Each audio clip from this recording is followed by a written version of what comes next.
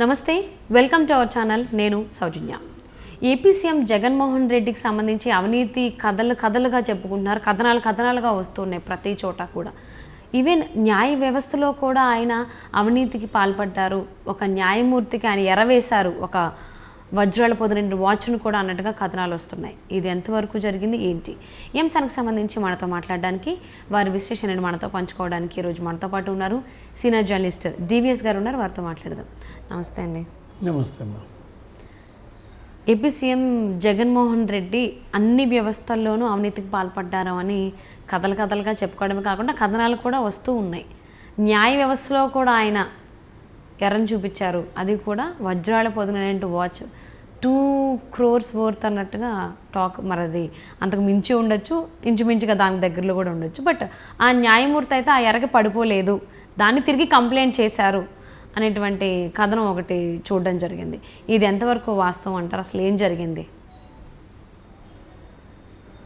ఈ sensation news ఏది ఇప్పుడు బంగారు వజ్రాలతో కూడిన వాచి జడ్జికే ఆఫర్ చేయటం అనేది బ్రైబ్స్ ఏ స్థాయికి చేరాయి, ప్రలోభాలు ఏ స్థాయికి చేరాయి ఆంధ్రప్రదేశ్లో జగన్మోహన్ రెడ్డి ప్రభుత్వంలో అనేదానికి ఒక చిన్న శాంపిల్ మాత్రమే. ఎందుకంటే జగన్మోహన్ రెడ్డి నైజం, ఆయన వ్యవహార శైలి మనకు తెలిసినంతవరకు కూడా ఏంటంటే, 1 లొంగ తీసుకోవటం, 2 భయపెట్టడం, బ్లాక్మెయిల్ చేయటం, అంటే డబ్బుతో గిఫ్ట్స్తో ఈ విధంగా లొంగ తీసుకునే ప్రక్రియ. నెక్స్ట్ వాటికి లొంగకుండా ఎవరైనా నిజాయితీతో చిత్తశుద్ధితో వ్యవహరిస్తే వాళ్ళకి బెదిరింపులు, బ్లాక్మెయిల్, అన్ని రకాల వేధింపులు, టార్చర్ కనపడుతుందన్నమాట. నరకం అనేది చూపిస్తారు. ఇది అతని మోడ్ ఆఫ్ ఫంక్షనింగ్.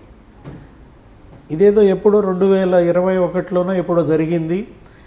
ఆయన కేసులు, ఆయన యొక్క సిబిఐ, ఈడీ అభియోగాలు, విచారణ మనం చూసాం. పీకల్లోతుగా మునిగిపోయారు అవినీతి కేసుల్లో. 10 ఏళ్లుగా ఆయన బయటే ఉన్నారు. మొన్న సిపిఐ నారాయణ గారు కూడా అన్నారు, ఏంటి ఇన్ని సంవత్సరాల పాటు ఒక ఆర్థిక నేరగాడు బెయిల్పై ఎలా ఉంటాడు? ఎందుకని జగన్మోహన్ రెడ్డి బెయిల్ పట్ల ఈ విధంగా వివక్షత చూపిస్తున్నారు? న్యాయ వ్యవస్థని ప్రశ్నించాడు, కేంద్రాన్ని ప్రశ్నించాడు, ప్రభుత్వాలని ఆయన వదిలిపెట్టాడు. రఘురామకృష్ణరాజు కూడా చెప్పాడు కదా, ఆయన ఏదో పిల్ కూడా వేశాడు. ఏంటి 381 వాయిదాలకి ఈయన అసలు అటెండే కాలేదు. ఇప్పుడు సిబిఐ కేసులు ఒక 12 ఉంటాయి, ఈడీ కేసులు, ఐపీసీ వేరే కేసులు ఒక 20 ఉంటాయి. 32 కేసుల్లో నిందితుడు జగన్మోహన్ రెడ్డి. మరి ఇన్నాళ్ళు బయట ఎలా ఉన్నాడు? వీటి ద్వారానేనా? ఈ బంగారు వజ్రాల వాచీళ్ళు, లేకపోతే ఈ రకరకాలైనటువంటి పదవులు ఆస్తి చూపించడం కావచ్చు, ఆస్తులు ఇలా చాలా ఉన్నాయి.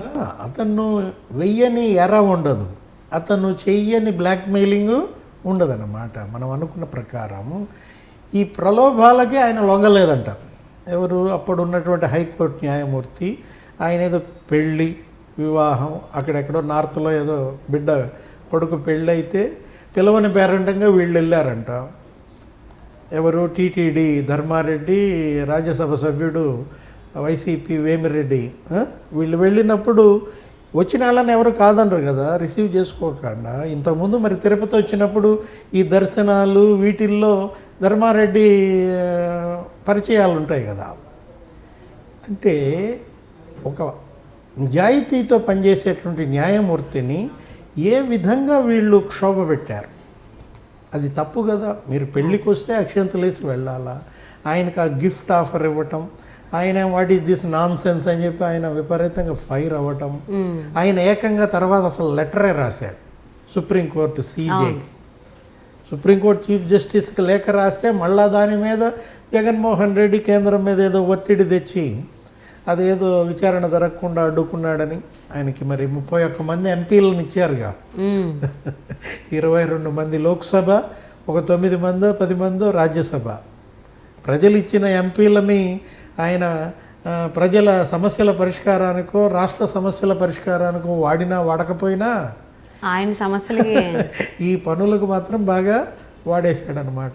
ఏది నిమ్మగడ్డ ప్రసాద్ అక్కడెక్కడో జార్జియాలో పట్టుబడితే ఆయన పార్ట్నర్ ఈ కేసుల్లో ఉన్న సహనిందితుడు ఆయన్ని విడిపించడం కోసం ఈ ఎంపీలందరినీ తీసుకెళ్ళినట్టు ప్రధాని మోడీ దగ్గర వాళ్ళు డిమాండ్ చేసినట్టు ఈ ఒక్క పని చేసి పెట్టండి మీ కాళ్ళు పట్టుకుంటాం, ఆయన ఏదో విడిపించండి, మా సీఎం గారు ఒత్తిడి చేస్తున్నారు అని అట్లా ఒకటి నిమ్మగడ్డ ప్రసాద్ని బయటేశారు.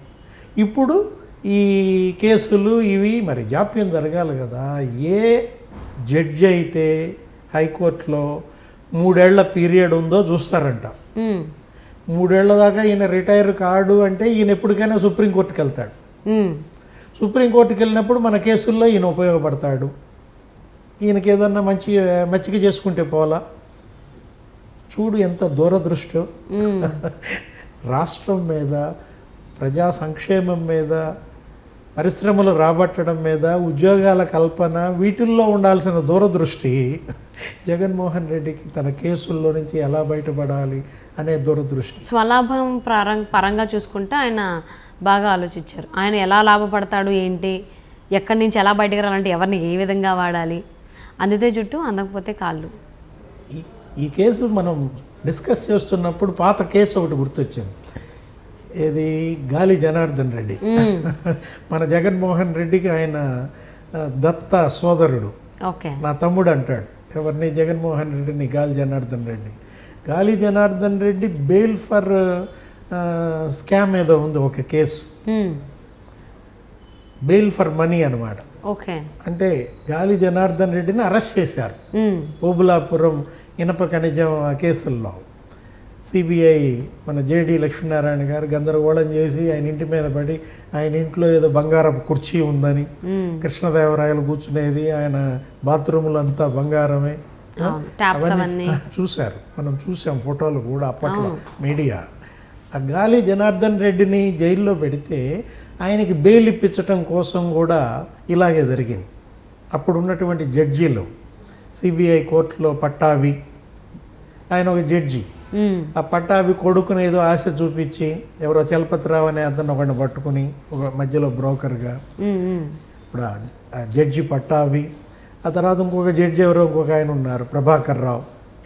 వీళ్ళకి ఇలా ఏదో ముడుపులు ఇచ్చి ఒక 10 కోట్లు ఆయన ఏదో బెయిల్ ఇప్పించే పరిస్థితి, బెయిల్ ఇవ్వడం, ఇది ఒక 5 కోట్లు ఇచ్చి వీళ్ళు ఒక 5 కోట్లు ఆపడం, అది కాస్త గబ్బు పట్టింది.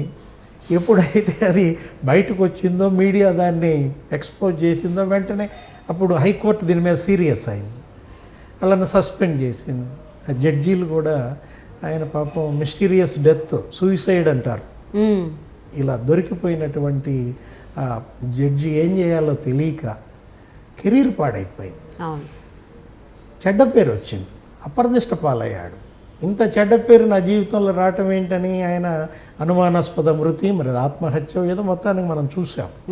ఆ కేసు గుర్తొస్తోంది ఇప్పుడు నువ్వు చెప్పినటువంటి ఈ డైమండ్ గోల్డ్ వాచ్ అనగానే. అంటే జడ్జీలను కూడా బలిగుంటున్నారు వీళ్ళ యొక్క అవినీతి కేసులను బయటపడటం కోసం న్యాయ వ్యవస్థకు ఎలా తూట్లు పడుస్తున్నారో మనం చూస్తున్నాం. జగన్ అనేది ఒక వైరస్ అమ్మా. ఏది మనం మొన్న చూసాం, కరోనా వైరస్ కన్నా డేంజర్ వైరస్. ఏది జగోనానో ఏదో అంటారు తెలుగుదేశం వాళ్ళు కూడా. ఆ వైరస్ ఏంటంటే అది ఏ విధంగా ఒక వ్యవస్థ నుంచి ఒక వ్యవస్థ ఆ వ్యవస్థలనే ఎలా కబళించిందో మనం చూసాం. చట్టసభల్లోకి ఈ వైరస్ అడుగుపెట్టింది. అసెంబ్లీనే మరి ఏ విధంగా చేశారో చూసాం. అసెంబ్లీలోనే బూతులు తిట్టుకోవటాలు, అసెంబ్లీలో మాజీ ముఖ్యమంత్రే కంటతడి పెట్టడం, బయటకు వచ్చేసేసి మళ్ళా ఈ గౌరవ సభలో అడుగు పెట్టను, ఇది గౌరవ సభ అయినాకే అడుగు పెడతానని చంద్రబాబు ఆ రోజు కన్నీరు పెట్టుకున్నారు. అంటే ఎలా శాసన నిర్మాణ వ్యవస్థని ఈ వైరస్ పట్టి పీడించిందో నీకు అదే ఉదాహరణ. అదే కాదు, ఎన్నికల వ్యవస్థకు కూడా ఈ వైరస్ సోకింది, మనం చూసాం. ఎన్నికల కమిషనర్నే బెదిరించారు. ఆయన ఎవరో రమేష్ హయాంలో, ఆ రమేష్ గారు అసలు ఆయన కుటుంబ సభ్యులకే భద్రత లేదు. ఆయన కేంద్రాన్ని అడిగాడు, నా ప్రాణాలకు ఇక్కడ రక్షణ లేదండి, నాకు బందోబస్తు కల్పిస్తే తప్ప నేను ఆంధ్రప్రదేశ్ వెళ్ళలేనన్నాడు. ఎలక్షన్ కమిషనర్ ఎన్నికల వ్యవస్థకి మరి ఇంత తెగులు పట్టించారంటే, నువ్వు చూసావు ఎన్ని దొంగ ఓట్లు ఆంధ్రప్రదేశ్ కొన్ని లక్షలు ఉన్నాయి అందులో. అసలు అన్ని లక్షలు దొంగ ఓట్లు ఉంటాయి. దొంగ ఓట్లు అంటే ఇది ఎన్నికల వ్యవస్థకు పట్టిన వైరస్, చట్టసభలకు పట్టిన వైరస్, ఎన్నికల వ్యవస్థకు పట్టిన వైరస్, మీడియాకు కూడా పట్టింది ఈ వైరస్. సో అంటే ఒకటి ఉంటుంది, శ్రీశ్రీ గారు చెప్తారు, కవితకి కాదేది అనర్హం అన్నట్టు అవినీతికి కాదేది అనర్హం అన్న రీతిలో అన్ని వ్యవస్థల్లోనూ ఆయన. మీడియాకు పట్టిన వైరస్ ఏంటంటే, ఒక సెక్షన్ ఆఫ్ మీడియా మొత్తం మరి బులుగు సెక్షన్ అంటారు, బులుగు మీడియా అంటారు. జగన్మోహన్ రెడ్డి ఒక 500 వెబ్ ఛానల్స్ ఏమో నడుపుతున్నారు. మొత్తం ఇలా మీడియాను కూడా వీళ్ళు భ్రష్టు పట్టించారు. ఇక ఇప్పుడు నువ్వు లాస్ట్ది ఏది, ఇప్పుడు ఈ గోల్డ్ అండ్ డైమండ్ వాచ్ ఏది, న్యాయ వ్యవస్థ.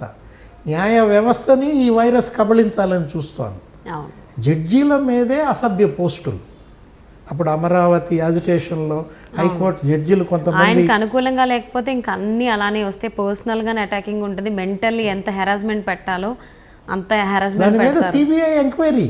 ఇది జడ్జీల మీద వీళ్ళు పెట్టిన అసభ్య పోస్టులు, వీళ్ళ బెదిరింపులు, విజయసాయి రెడ్డి వీళ్ళందరూ కూడా ఆ పోస్టులు ఫార్వర్డ్ చేయటము.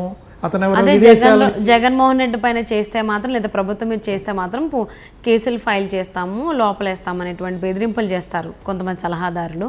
సో మరి అది ఎవరి కోసం పనిచేస్తున్నారు వాళ్ళు, జనాల కోసమా లేకపోతే ఒక పార్టీ కోసమా అనేది వాళ్ళకే తెలియాలి.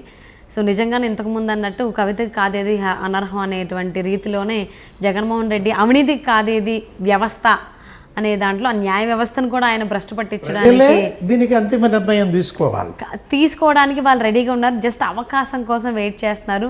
ఈవెన్ కొంతమంది అంటే వైసీపీ నాయకులు కూడా అదే ఆలోచిస్తున్నారు, వాళ్ళకి అవకాశం ఎప్పుడు వస్తుంది, ఎప్పుడు దెబ్బ కొడదాం అనేటువంటి రీతిలో. సో వెయిట్ చేసి చూద్దామండి ఎవరి దెబ్బ ఎంత గట్టిగా తగులుతుంది. అది వైసీపీ నాయకులది ఫస్ట్ గట్టిగా తగులుతుందా, ఆంధ్ర ప్రజలది ఫస్ట్ గట్టిగా తగులుతుందా అనేది. And thank you so much for spending your valuable time with us, DVS గారు. నమస్తే.